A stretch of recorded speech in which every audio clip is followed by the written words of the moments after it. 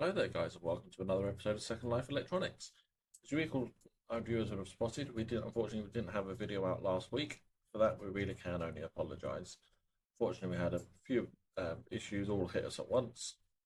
Um, First off, I had to have emergency dental surgery just before Christmas, and then just after Christmas, and then failed again. So they've now completely removed the tooth. So we had a whole load of swelling and nastiness going on in the mouth there. Wasn't able to really record a video properly. On top of that, unfortunately, our soldering iron has decided that it no longer wants to be a soldering iron, and it seemingly seems to keep cooling itself down instead of actually melting solder. So that's been a bit of a struggle. In today's episode, we are going to be making this Pi1541, which enables you to basically use a Raspberry Pi to emulate a Commodore 1541 disk drive. As you can see, I've recorded this intro after actually already making it. It was a real pain in the butt to make it, just purely because I say that soldering iron is playing up. So the next couple of videos, we're going to be trying to see what we can do without actually having a working soldering iron. Bear with us. We are going to be getting a new, much better soldering iron, and hopefully also desoldering station as well, so we can get a few of the other projects that we've been promising to get finished. We'll actually get those finished. But without further ado, let's get on over to the workbench and let's start assembling this Pi 1541.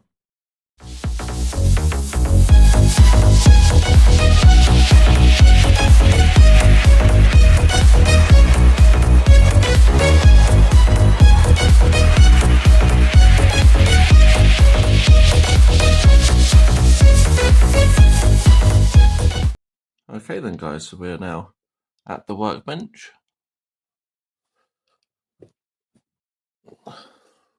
So this is the Pi 1541 kit that we're working with. I removed the address, but other than that, this is exactly everything you get. There's no instructions. But luckily, the board does have everything written on it, showing you where everything's supposed to be. So let's see if we can get this built.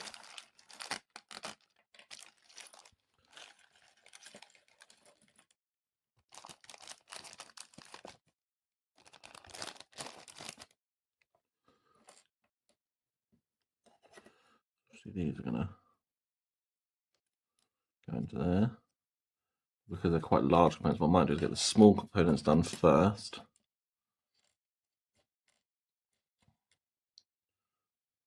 And then we can work it out from there. This little jumper, those pins.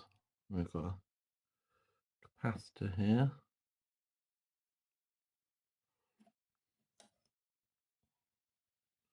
I do believe that's the only capacitor. So we've got red and a green LED. Then we've got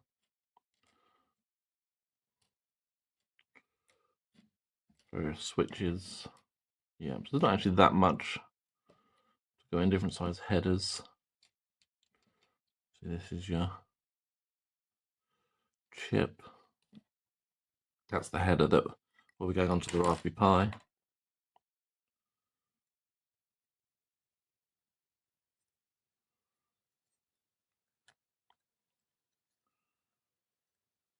That's probably on that way. So that it can obviously plug down onto the Raspberry Pi. Yeah, let's get this. It's definitely the only capacitor.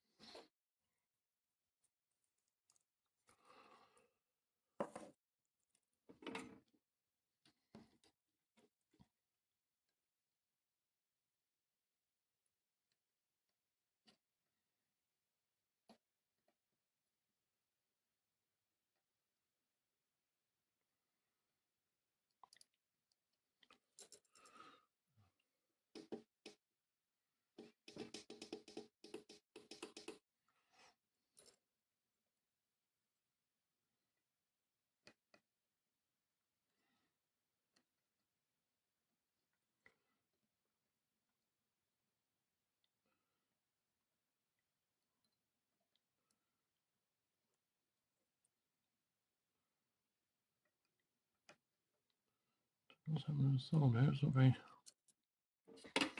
looking very pretty.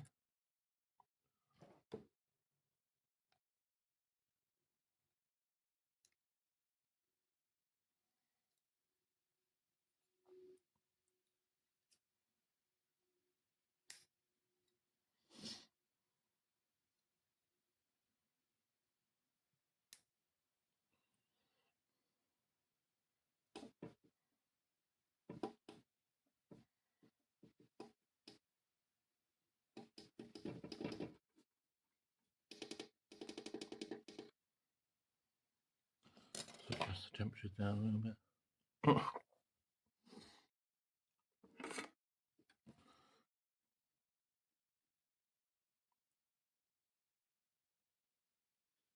That's a little bit better. Yeah, my temperature might have actually been a bit too hot.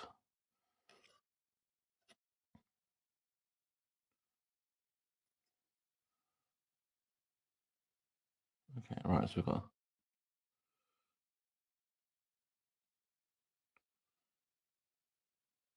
power in there.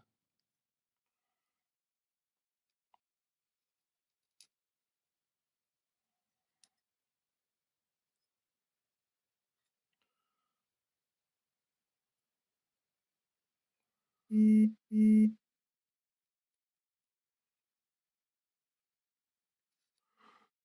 this just for now. Let's see what these resistors are. So I'm seeing the two 220s there and then two 1Ks. Now I'm actually colorblind, so using color bands is no real use to me. So instead, I've got myself a little multi-tester.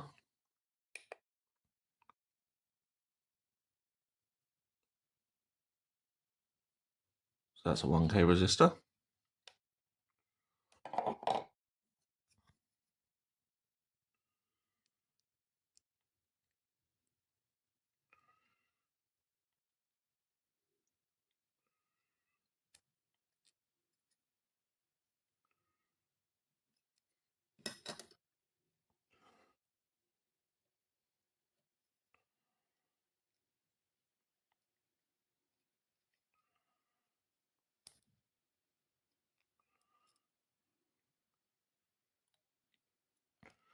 Yes, that's also a 1K resistor.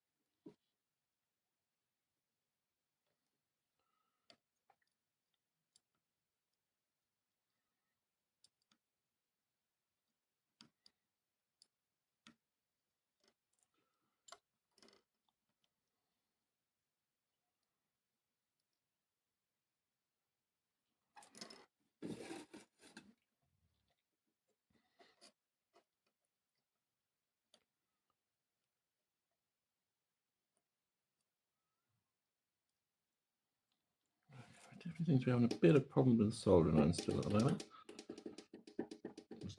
As I said in the intro, we are planning on getting a new soldering iron soon. We're going to see if we can muscle and try and get some videos done with this one in the interim though.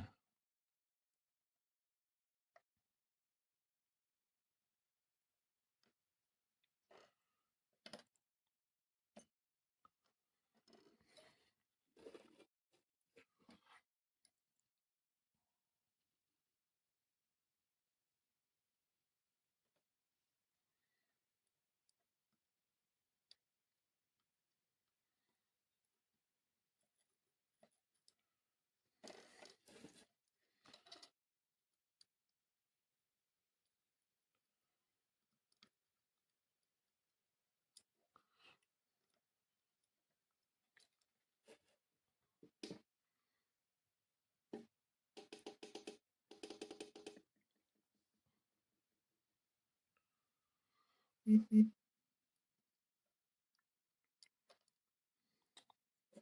going on with this soldering iron?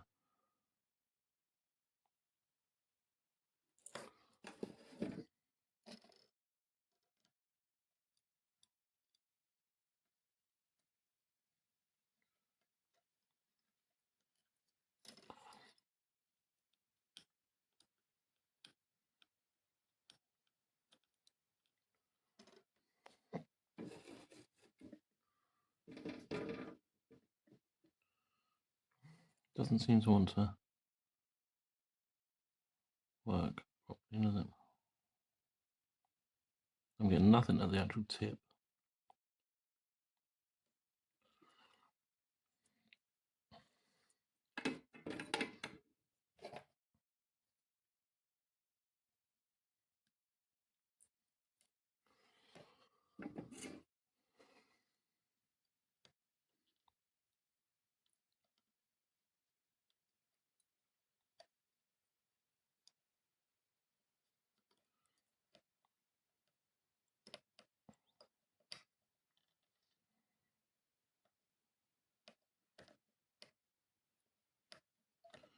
Oh my god.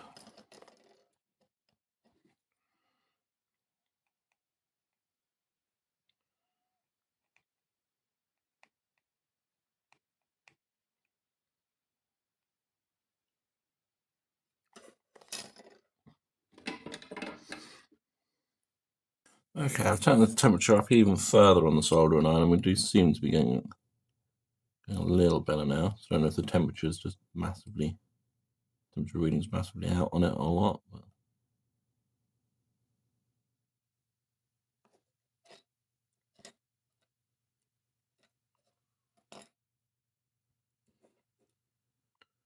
definitely needs to be buying a new soldering iron, really. This is clearly not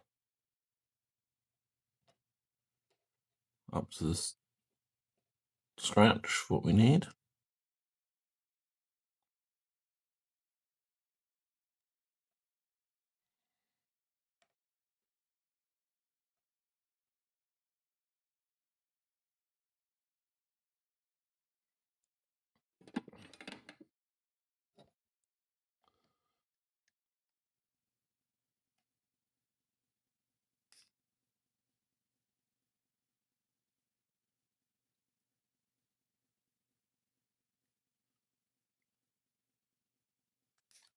I really don't know what's going on with this soldering iron, but it's definitely proving to be a bit of a pain in the backside.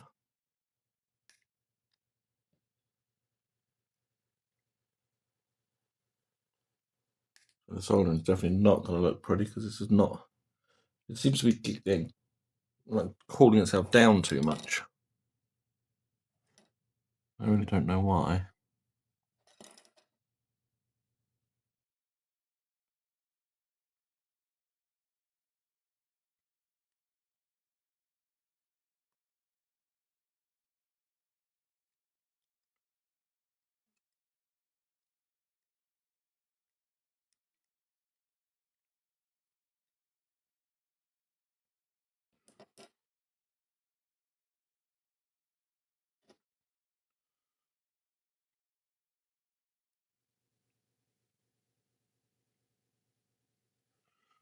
And there's only two different resistors on this board. We know that those must be the 220s.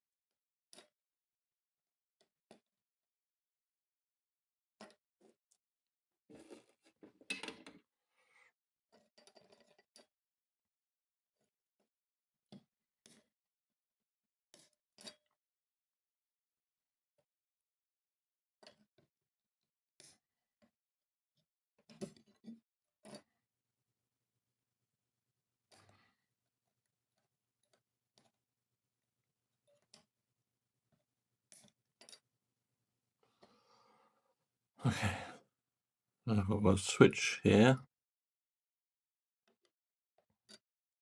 Let's get that on.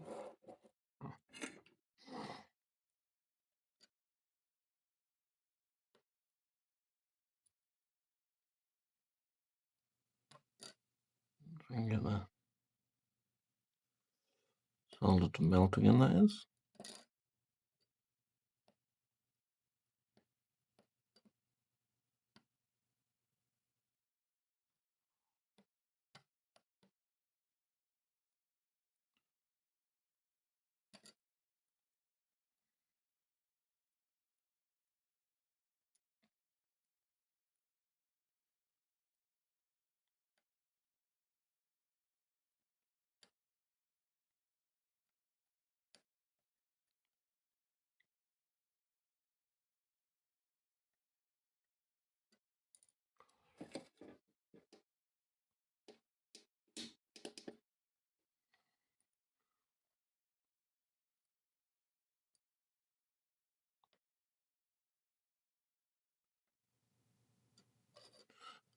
I really don't know what's going on here. The solder reckons it's maxed out at 480 degrees, but it's not melting solder properly.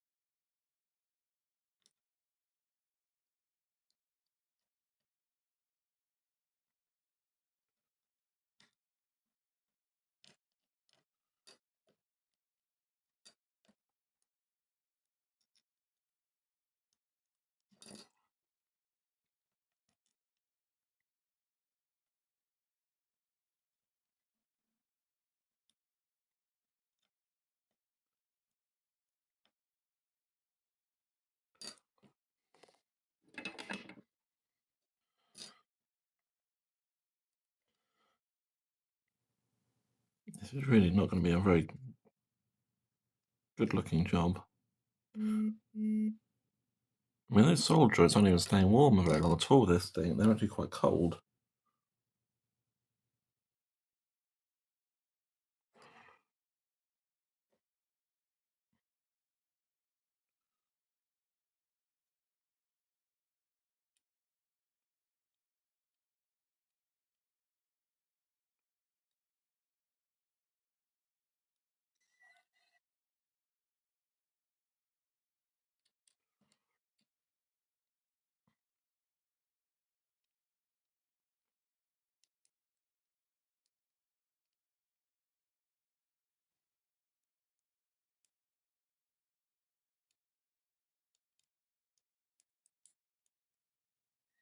Oh,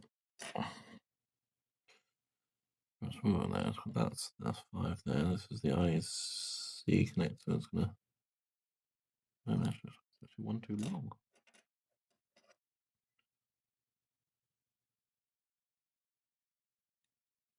Oh yeah, it does go in there.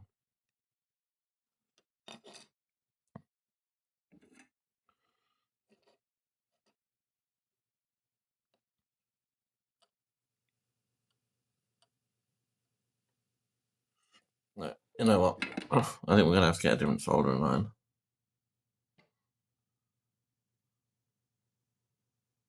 Unfortunately, we did try to get a video finished for you guys.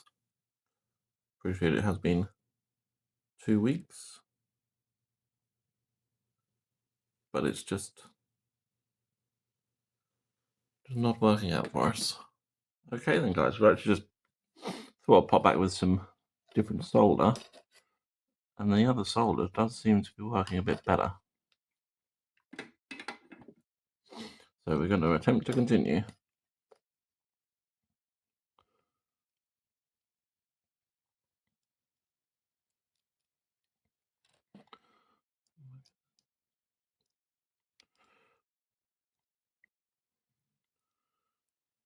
The chip's going to be quite difficult to get in because it's got lots of pins. We've got to try and get them all to line up. And they don't at present. It would have been nice if they'd have protected the pins a little bit in the packaging, mind you. Might have then made it a little bit easier to.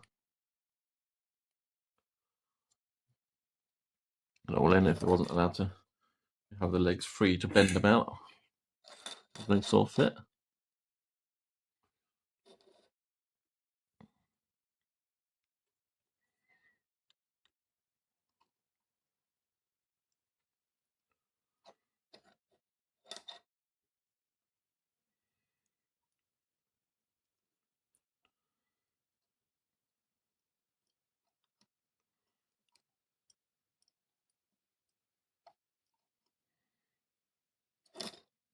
Yeah, it's still not perfect with the solid 9.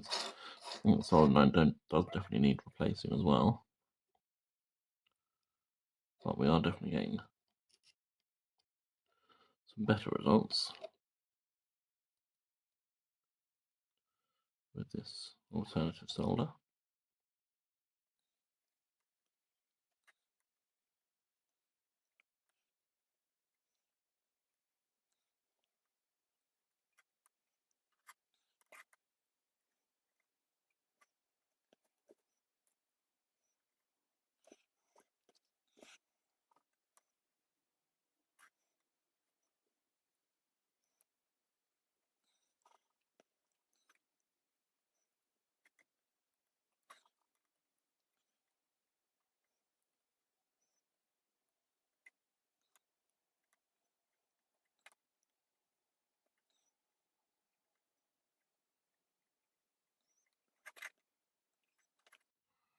Right.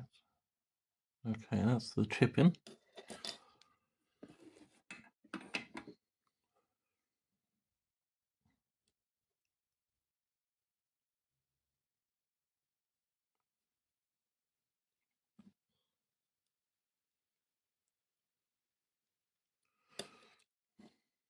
Right, current orientation for this speaker doesn't look like there is.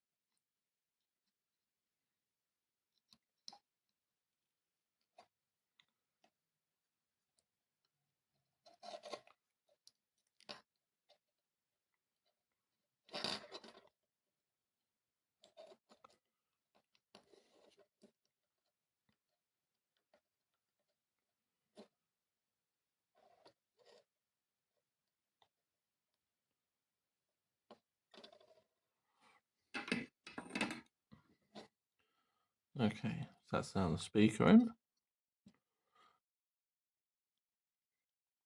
I'm gonna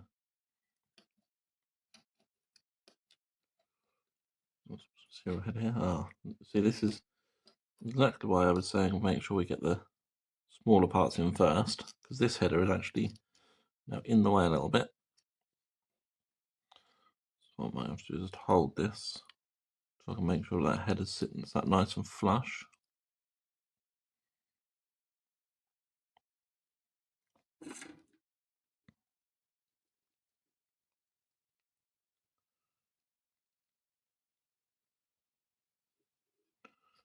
Once we tack either side on, that should now hold it.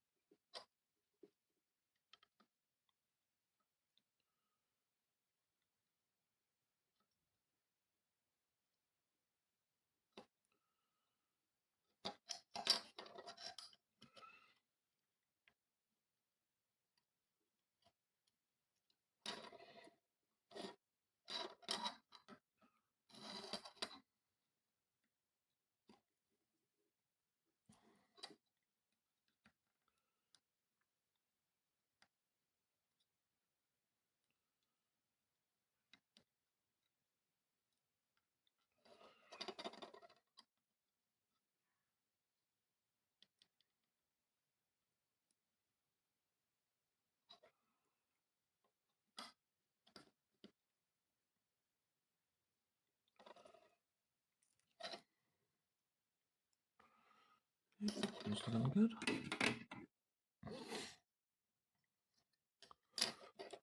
Well, we're not that far away from completion now, guys. Once we've dealt with the issues with the soldering iron.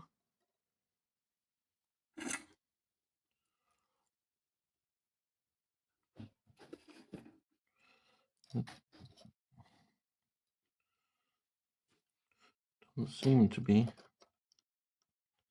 too bad of a kit.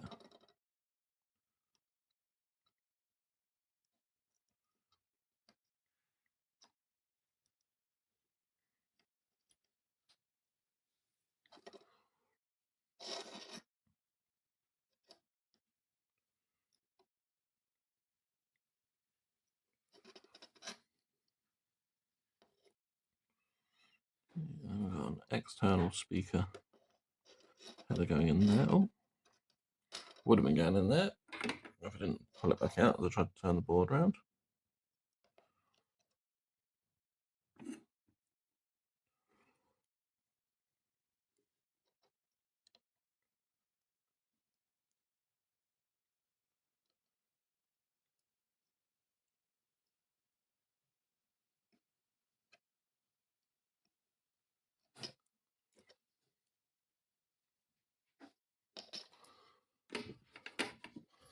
Okay.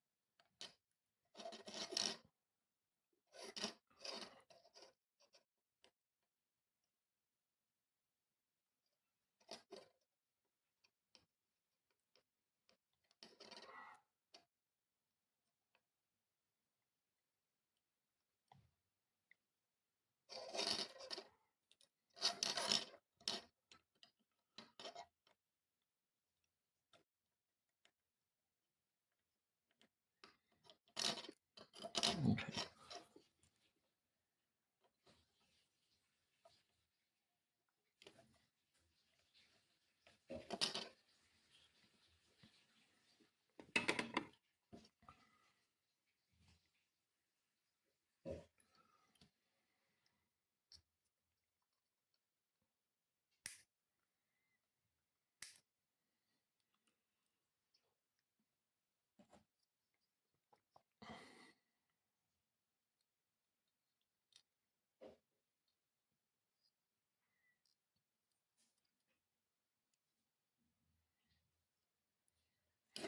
Hoping I've got these LEDs around the right way.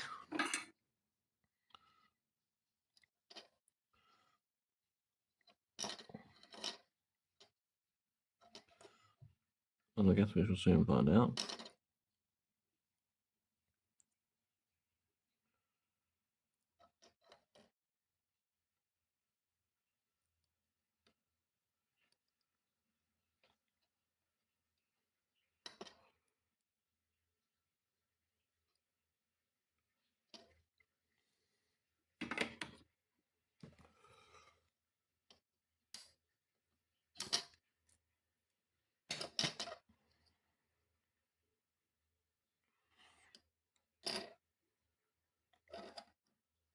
Okay, so we've got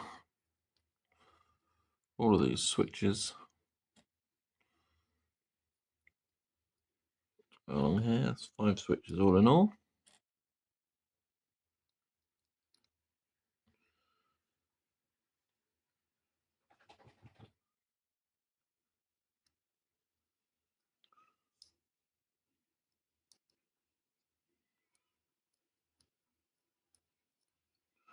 Again, the pins have been mutilated in the way that it was packaged. That one, but we managed to get that to go in. Okay, let's get all those switches done.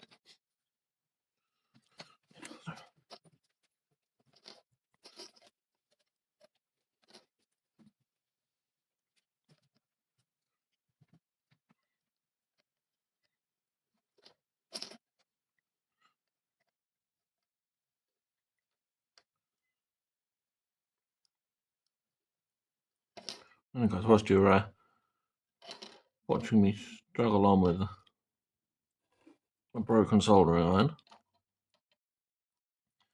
don't forget to like, comment and subscribe. It really does help us to be able to continue doing what we love doing here on this channel, and might one day help pay for a new soldering iron.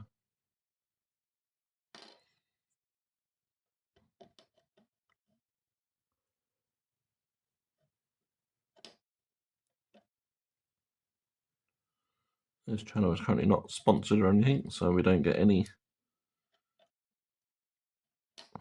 real backing. We're obviously too new a channel for YouTube to help us out with any money, so it is all funded by our own pockets.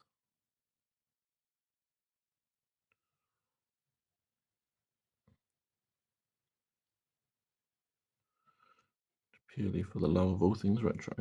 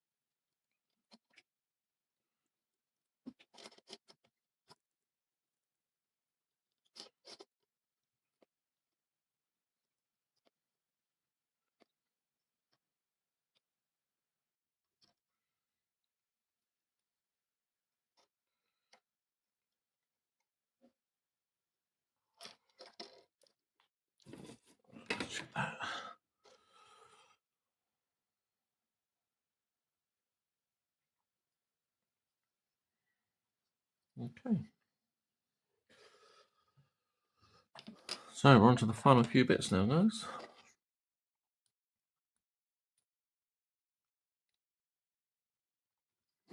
Got these two IEC connectors and the main interface GPIO connector. And then it's a matter of trying to get the software on and see if it works.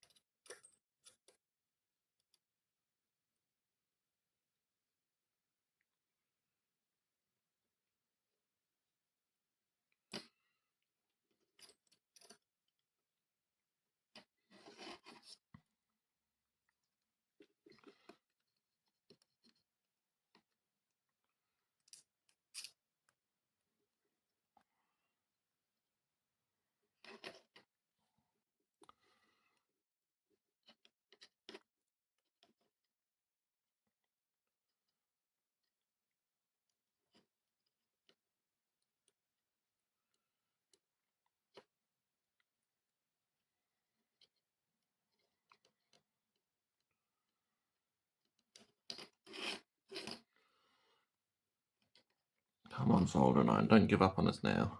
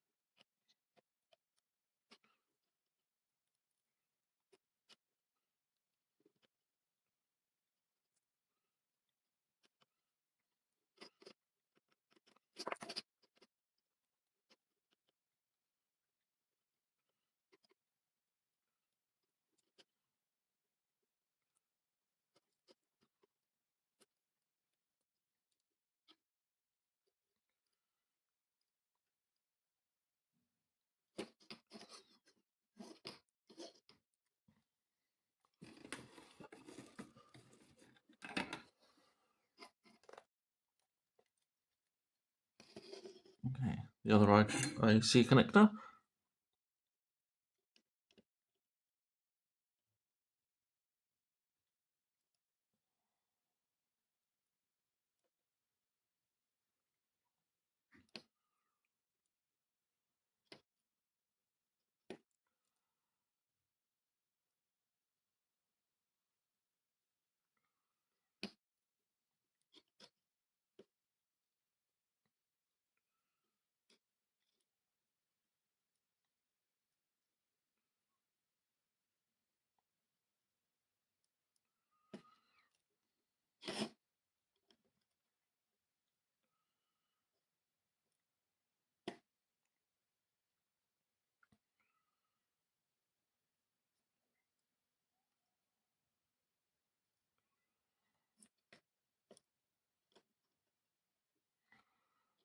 It'd be my dream to be able to do this full time, but at the moment, money is just so tight. So unfortunately, it's still just a hobby at the moment.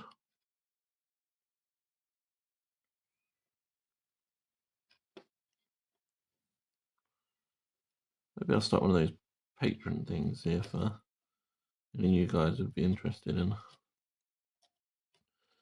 getting access to videos earlier. Maybe we'll see if we can start creating some patron exclusives. Let me know down in the comments what sort of things you'd like to see as patrons of the channel.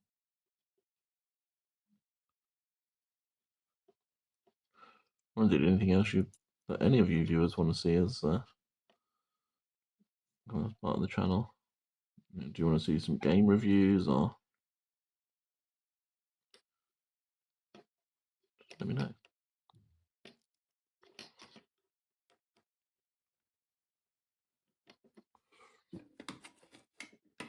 I know we'd all like to see a bit of salt, mind you.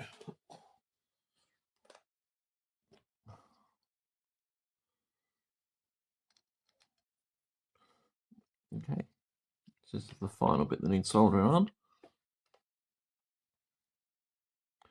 That's all these pins. So I think we'll let the editor fast forward through this bit.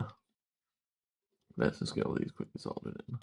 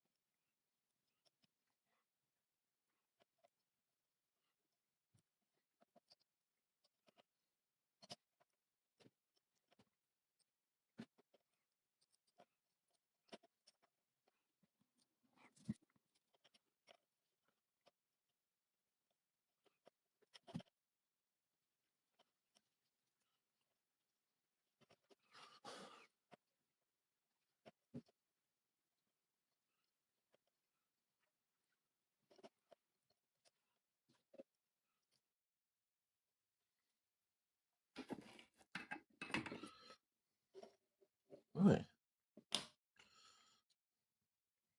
Last but not least,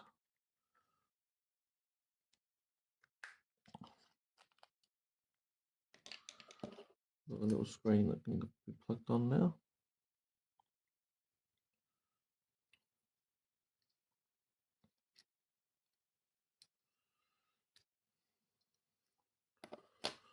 And now it's over to doing the software. Let's see if we can get this thing to work. Okay then, guys, so now that we've got the soldering sort of done, let's start working on the software.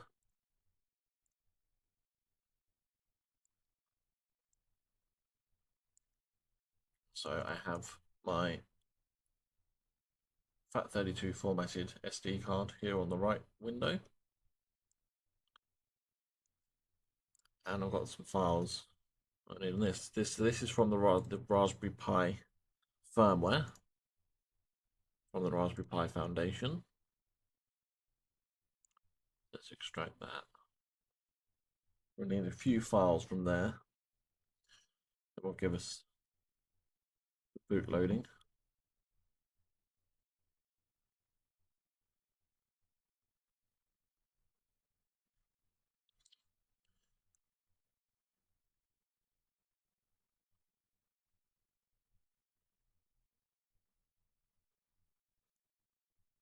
From this particular archive, we're looking for bootcode.bin, fixup.dat, and start.elf that are all found under the firmware-master/boot folder.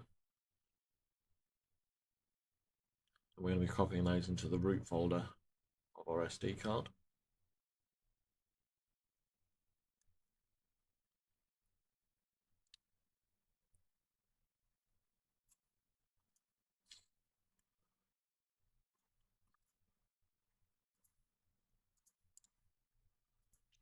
Okay, so now that's extracted. So we go into the boot section in here. We want this bootcode.bin. We want this fixup.dat. And we want the start.elf. All into the root of the SD card.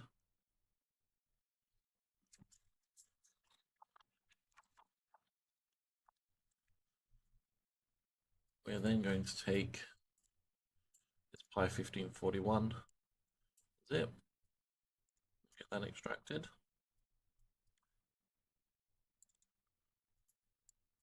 And we're going to copy these also to the root. This 1541 will be where we put all of our legally backed up ROMs. Now, we also want to have a 1541 ROM image, which I've got here. We need to rename this. It must be called D1541II. That's what I'm going to be calling mine.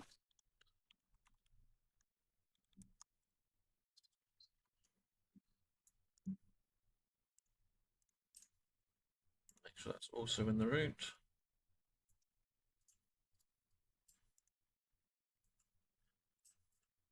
We're also going to be taking our font file, which has to be renamed to charge N. And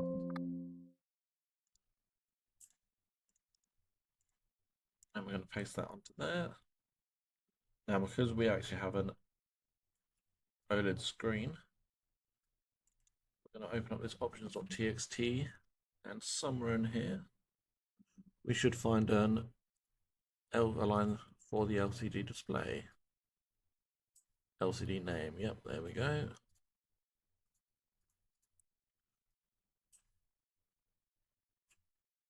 Pretty sure this is the one to work with 64. Does it say it on it?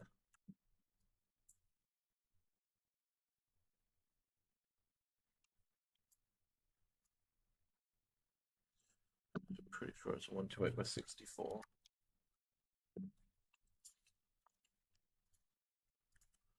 So I shall save that off.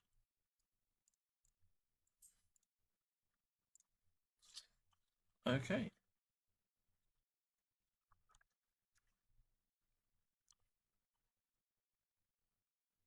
So that's that. Just that. Obviously, I'm not going to show you how I get hold of my ROMs. You are on your own on that front. It's a painstaking process to actually manually rip tapes and discs. So I'm not going to show that in this particular video. If you guys want a video of that in the future, let me know in the comment section down below. But for now, let's fire up the Commodore 64. Let's plug this in, and let's see if we can start emulating a 1541 disk drive.